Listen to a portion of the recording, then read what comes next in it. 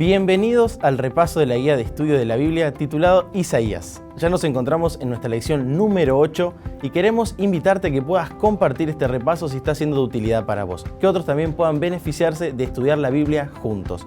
Este es un programa de la Facultad de Teología de la Universidad Adventista del Plata.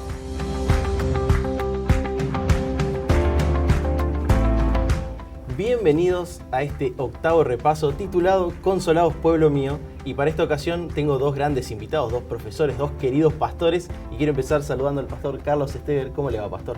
Muy bien, un gusto poder acompañarnos. Qué bueno. Y también se encuentra con nosotros el pastor Jorge Yurnos. ¿Cómo le va, pastor? ¿Qué tal, Leo? ¿Cómo estás? Muy bien, gracias a Dios. Quería preguntarles, para aquellos que nos están viendo, que puedan saber un poquito. Sabemos que siempre hay interesados en venir a estudiar a nuestra Facultad de Teología. Entonces, quizás, si vienen a nuestras aulas, Pastor Yurno, ¿en qué materia los van a encontrar? ¿En qué áreas van a poder disfrutar de su guía?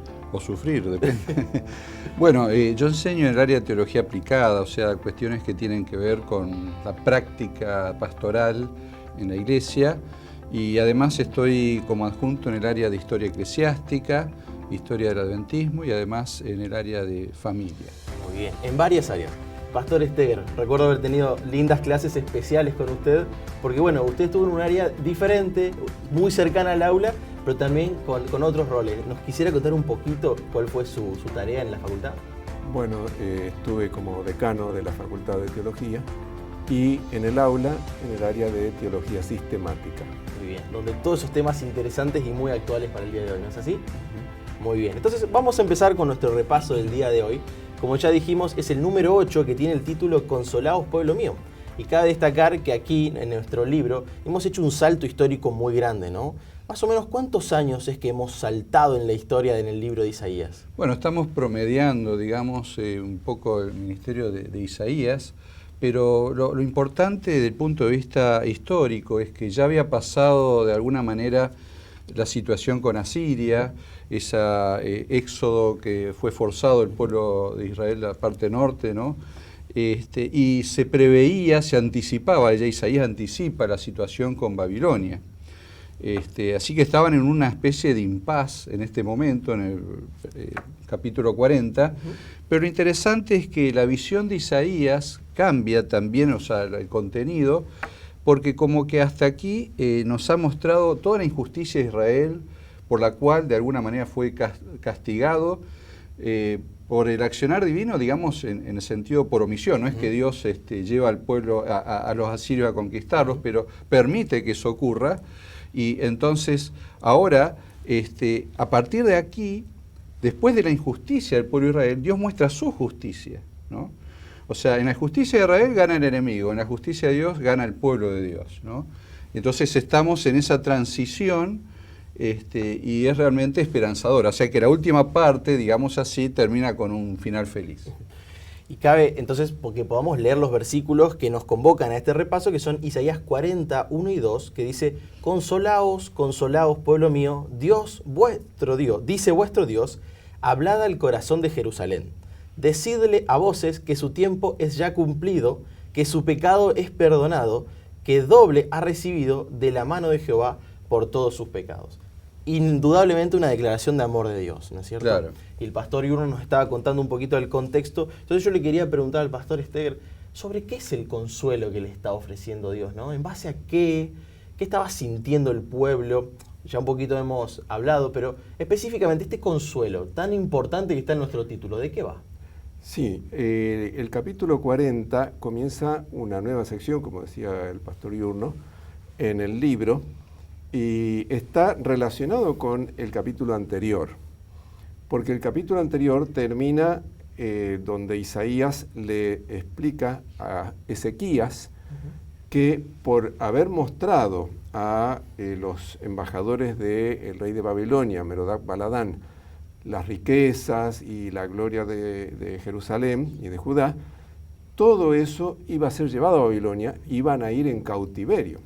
Le está anunciando el cautiverio. Y el capítulo 40 avanza en la historia unos más de 150 años después de ese momento para decirle el cautiverio va a terminar. Y ahí viene el consuelo. después de ese castigo que Dios permite que venga sobre su pueblo, el Señor dice, consolaos, y en el versículo 2 dice, doble ha recibido de la mano de Jehová por todos sus pecados. Viene el consuelo porque ya recibió el castigo que tenía que haber recibido. Y entonces hace referencia a el retorno que el mismo Isaías más adelante en el capítulo 44 y 45 va a decir será por Ciro, el rey o emperador de Medo-Persa. Qué historia la del pueblo, ¿no? Qué historia la del pueblo elegido por Dios, que iba de un lado hacia el otro, ¿no es cierto? Que se encontraba ante situaciones complicadas, pero ante todo esto yo siempre veo el amor de Dios ahí muy claro, ¿no? Justamente esto, el doble, ¿no es cierto? Donde sobreabundó el pecado, sobreabundó la gracia. Claro, y pareciera como que hay dos niveles o dos dimensiones de la historia, ¿no? Una cosa es lo que pasa acá en la tierra, la inseguridad, la inestabilidad, que a Isaías mismo les preocupó, como en algún momento lo plantean en el capítulo 6, ¿no es cierto? No sabía bien qué iba a pasar, había muerto el rey, iba a venir otro, había amenazas. Y lo que pasa desde el punto de vista, vamos a decir, del plan divino, de un nivel espiritual. Digamos, habría un nivel político, aquí en la tierra lo que pasa, pero hay un nivel espiritual que anticipa situaciones que son la solución definitiva. Y aquí me permito hacer una reflexión, si se quiere, pastoral, ¿no? Y debiera reconocer que lo hago en primera persona, me estoy hablando a mí mismo. Porque a veces estamos tan preocupados por la inestabilidad de nuestros gobiernos, nuestra inestabilidad económica, la inseguridad, la violencia, y a veces corremos peligro de estar tan concentrados en el aquí y ahora, en la parte, vamos a decir, secular, que quizás podemos estar olvidando las promesas divinas, el plan de Dios, lo que viene hacia adelante, porque de paso todo lo que estamos viendo está profetizado, es parte de lo que tiene que ocurrir. Entonces, creo que debiéramos alzar los ojos, ¿no? De alguna manera. Debiéramos no perder relación con la realidad que nos rodea, ¿no? Pero por otro lado ser conscientes que estamos de paso en este mundo, que esto es un tránsito, estamos acampando en este mundo, pero este mundo no es el lugar definitivo, nos espera algo superior y eso me parece que en líneas generales es lo que plantea Isaías aquí en el capítulo 40 y en todo el libro, ¿no? Muy bueno eso de entender cómo es la dinámica de nuestra vida en esta tierra. Y el versículo que sigue a los que hemos leído, el versículo de Isaías 43, es icónico, por así decirlo, es decir, que es muy importante para nosotros, para nuestra actualidad, y dice, voz que clama en el desierto, preparad camino a Jehová, enderezad calzada en la soledad a nuestro Dios. Y me pareció muy importante poder preguntarle al que quiera responder, ¿qué anuncia esta voz que clama en el desierto? ¿Qué anuncia y también cuál es el propósito de esta voz? Porque parecería, ¿no es cierto?, que hay un llamado ahí, enderezad calzada, preparad camino. ¿Cuál es el propósito de esta voz que clama en el desierto? Evidentemente, esta preparación es para un personaje muy importante. En nuestro propio mundo actual, cuando un presidente de un país va a visitar una población, la gente, por supuesto el gobierno local y los mismos pobladores se preocupan de dar la mejor impresión. Aquí Isaías se está refiriendo a que Dios va a venir, porque el versículo 5 dice, se manifestará la gloria de Jehová. Entonces, ante la presencia de Dios, era necesario hacer esa preparación, recordando que en la antigüedad no existían caminos asfaltados, sino que eran calles de tierra, pedregosas, en terreno quebrado, y muchas veces era necesario nivelar un poco, llenar los pozos, enderezar, cosa de que el carruaje donde viajaba el rey o el emperador pudiera trasladarse en una forma más cómoda, ¿no es cierto? Esta es una preparación espiritual, porque obviamente Dios no vendrá físicamente en un carro material, sino que aquí se está refiriendo a la preparación que Juan el Bautista realizó para la primera venida de Cristo, como está registrado en Mateo el capítulo 3, y a su vez Juan el Bautista como símbolo de nuestro papel preparando espiritualmente a la iglesia y a todos los que ojalá se sumen para la segunda venida de Cristo. Podríamos decir que es un plan de vialidad divino, ¿no? Pero agrego a lo que mencionaba correctamente el pastor Steger, es que esa preparación espiritual tiene que ver con nosotros también. O sea, ese plan de vialidad tiene que ser en nuestra vida, porque si yo quiero preparar el camino para la venida del Señor y que otros lo conozcan, primero yo tengo que ser convertido y transformado, ¿verdad? Entonces, el Espíritu Santo, en ese plan de vialidad divino, tiene que hacer una obra en nuestra vida y sacar todas las cosas que son de alguna manera un impedimento para que el Rey llegue hasta mi corazón, ¿no es cierto?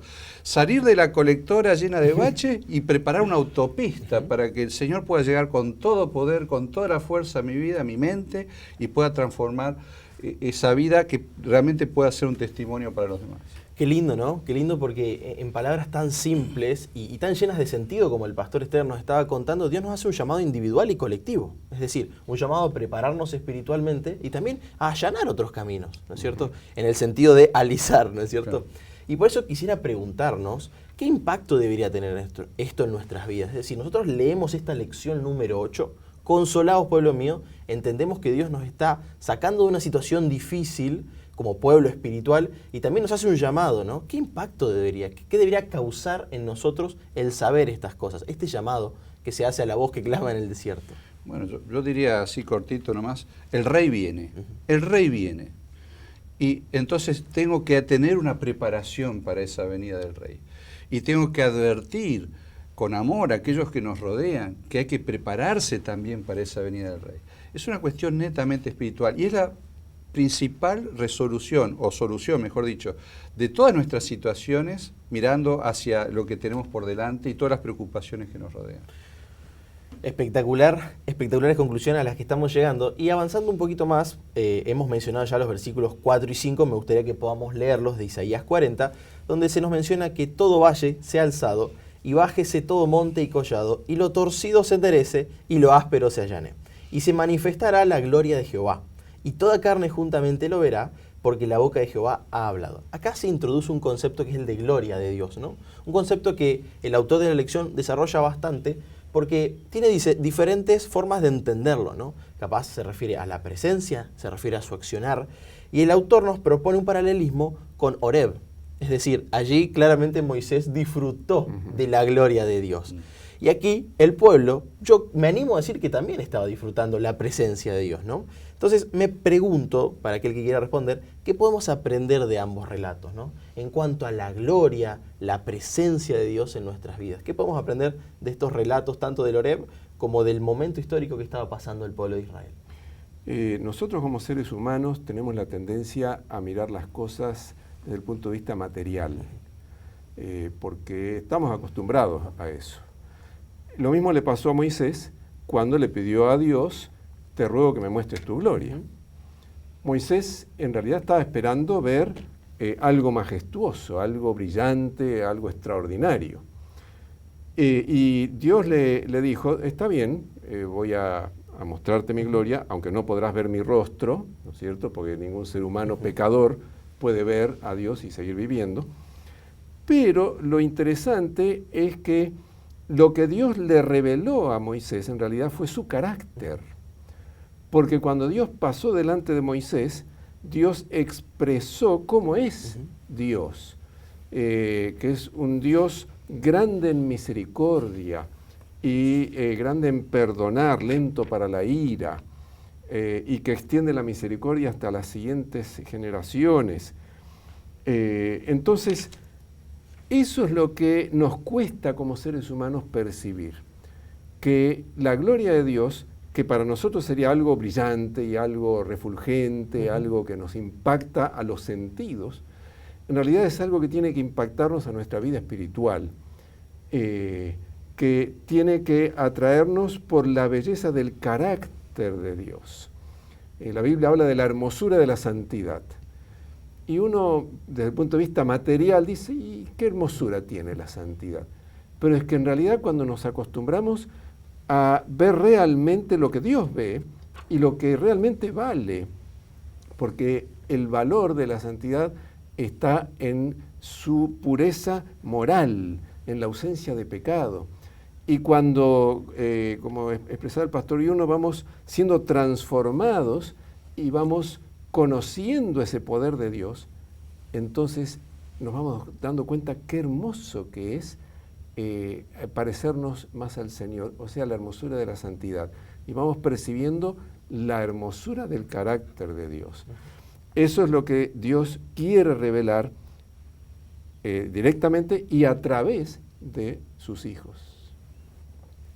De acuerdo. Muy bien, qué espectacular todo lo que podemos aprender de Dios. Y eso es lo lindo de estas lecciones, ¿no? Empezar a ver el carácter de Dios en situaciones extraordinarias, pero también cotidianas. Hay un tema muy interesante que la lección lo plantea como el problema con la idolatría, ¿no? Y me pareció muy interesante lo que decía el pastor Steger, porque de cierta manera Dios con su accionar yo lo veo muy estratégico. ¿A qué me refiero? Que Dios, al revelarse de ciertas maneras al pueblo, iba combatiendo las problemáticas, las tendencias, ¿no es cierto? Y con esto que usted menciona, pastor, de que Dios no se revela materialmente porque le interesa que veamos su carácter. Estaba luchando realmente contra muchas cosas que el pueblo había aprendido en lugares que no eran buenos, ¿no es cierto? Venía de mucha influencia de otros pueblos que estaban cercanos. Entonces Dios aquí luchando contra eso. ¿Es así, pastor? ¿Usted qué opina? Sí, bueno, Israel estaba rodeado de naciones paganas que tenían la idolatría como práctica común, digamos, y Dios llama a su pueblo a ser un pueblo diferente, y entre esas cuestiones era una muy importante el anular totalmente la idolatría. Hay un mandamiento específicamente ligado con esto, y a tal punto que de alguna manera se filtró dentro del cristianismo, podemos decir aún así, la idolatría. Pastor, un paréntesis, ¿cómo podemos a qué tendríamos que nosotros tener cuidado en este momento? Porque si al pueblo de Israel se le filtró, ¿por qué a nosotros no estamos exentos de que nos pase lo mismo, no? No, correcto. Yo no creo que haya alguna imagen en algún hogar, digamos, de... Un altar levantado. No, pero sí podemos estar adorando otras cosas, ¿no es cierto? No es lo único. O sea, todo lo que se interpone entre Dios y nosotros es un ídolo. Buenísimo. Puede ser el trabajo, puede ser el dinero, puede ser muchas cosas, ¿no es cierto? Entonces, lo importante es que una cuestión ya psicológica, nos terminamos pareciendo a lo que adoramos. Entonces, si nosotros perdemos de vista, como mencionaba el pastor Steger, la santidad de Dios, el carácter de Dios, puede ser algo inferior a Dios. O sea, claramente somos inferior a Dios, pero digo, mi blanco va a ser inferior y eso me va a llevar a un estado inferior en mi vida. Por eso viene este mandamiento que condena claramente, y Isaías lo resalta, digamos, la práctica de la idolatría. Porque me perjudica. Acuérdense que todos los mandamientos tienen una base de amor. O sea, los mandamientos no son un capricho de Dios, son por nuestro bien. Entonces, desde esa perspectiva de una base de amor, Dios nos invita a adorarlo a Él en espíritu, en verdad, como dice Jesús después más adelante, pero la adoración tiene que ser algo personal y buscando reflejar ese carácter divino, ¿no es cierto?, y tratar de replicarlo, porque si un reflejo no es exactamente igual, pero estamos tratando de replicarlo de alguna manera en nuestra vida, con todas nuestras limitaciones, con toda nuestra vulnerabilidad, pero también con la ayuda del Espíritu Santo para poder alcanzarlo. Estamos llegando al final de nuestro repaso y yo quiero a todos nuestros invitados hacerle una pregunta, para que ambos la puedan pensar y cada uno brindar su respuesta. Esta pequeña porción de la Biblia que estamos repasando en esta semana, ¿qué nos enseña acerca de Dios? ¿Qué nos enseña? ¿Cómo amplía nuestra visión de Dios esta porción de la Biblia? No sé a quién le gustaría empezar, pero es una pregunta para que ambos puedan brindarnos. A mí me impactó, por un lado, la eternidad, la permanencia, la inmutabilidad de Dios en su carácter de amor, de misericordia, de justicia también, de santidad, que se revela en el versículo 8. Después de contrastar a los seres humanos con la hierba y decir que la hierba se seca y se marchita pero rapidísimo, dice, pero la palabra de nuestro Dios permanece para siempre. Ese contraste entre este Dios que siempre está ahí, siempre es todopoderoso, siempre es misericordioso, siempre es santo, y nosotros que somos tan efímeros, tan débiles, tan pasajeros. Pero al mismo tiempo, al terminar este capítulo, Dios nos dice, yo sé que tú eres débil, tú eres efímero y te cansas muy rápido y te faltan las fuerzas, pero yo, que soy fuerte, soy el que multiplico las fuerzas al que no tiene ninguna. Qué hermoso Dios que tenemos el privilegio de servir. Un Dios digno de alabar, ¿no es cierto? Y por eso digo que al revelar su carácter, Dios nos está pidiendo, no adoren a otros dioses, porque realmente yo soy digno de alabar. Pastor Yurno. Cuando dijiste cuál fue el centro, pensé exactamente lo mismo que el pastor. Además es un versículo de memoria, uno de los que a mí me gusta repetir, pero quisiera quizás agregar, y después mencionaría otra cosa, es que la palabra de Dios nuestro permanece para siempre. La palabra tiene, podríamos decir, dos acepciones, la palabra escrita y la palabra encarnada. Entonces, el que acepta la palabra escrita, el que sigue la palabra encarnada, que es Jesucristo, permanecerá también para siempre. Amén. Más allá de que nos toque pasar ese paréntesis de la muerte o no, permaneceremos para siempre. Entonces está bueno aferrarse a la palabra, porque es algo estable, es algo que permanece en un mundo que todo cambia. Bueno, el que se aferra a la palabra va a permanecer también. Y por último quisiera agregar un poquito esta tercera voz que anuncia, que aparece en la primera parte, anunciadora de Sión, en el versículo 9, levántate, no temas, di a la ciudad de Judá, ve de aquí al Dios nuestro. La lección hace un paralelismo importante, interesante, que me parece digno de destacar, que es un poco con la figura de Ana. Ana, que probablemente si analizáramos sería la primera misionera, ¿no? Porque el sacerdote lo reconoce a Jesús como el Mesías, ¿no es cierto? Pero Ana es la que transmite, empieza a contar a los demás, que es nuestra misión hoy en día. O sea, la iglesia ha sido llamada a cumplir un plan misionero. Y allí en Lucas capítulo 2, versículo 38, habla de Ana y dice que era profetisa de paso también. Esta, presentándose en la misma hora, daba gracias a Dios y hablaba del niño a todos los que esperaban la redención en Jerusalén. Bueno, ¿qué pasaría si tuviéramos la solución para, en este momento de la pandemia, tuviéramos la vacuna para el coronavirus y nos la guardáramos? Seríamos muy egoístas, ¿verdad? Bueno, acá tenemos la vacuna para el mayor problema, la mayor enfermedad de toda la raza humana que tiene consecuencias eternas, que es el pecado, y tenemos que anunciarla. La gente tiene que conocerla. Ana ya representa un ejemplo para nosotros, de alguien que conoce y comparte eso que le ha resultado de gran alegría y de gozo para su vida, para que nosotros también cumplamos con esa misma misión con la ayuda del Señor. Hemos llegado al final de nuestro tiempo y creo que hemos repasado los temas más importantes. Sin duda todos estamos de acuerdo en que hay demasiado para aprender y eso es lo lindo de la Biblia, que podemos seguir acercándonos a ella y Dios puede seguir enseñándonos. Muchas gracias, Pastor Jorge, por su compañía. Gracias, Pastor Esther, también. Y a todos nuestros amigos quería despedirlos. Hasta la próxima semana. Que tengan un excelente día. Y la próxima semana nos encontramos con el título Servir y Salvar. Que Dios los bendiga.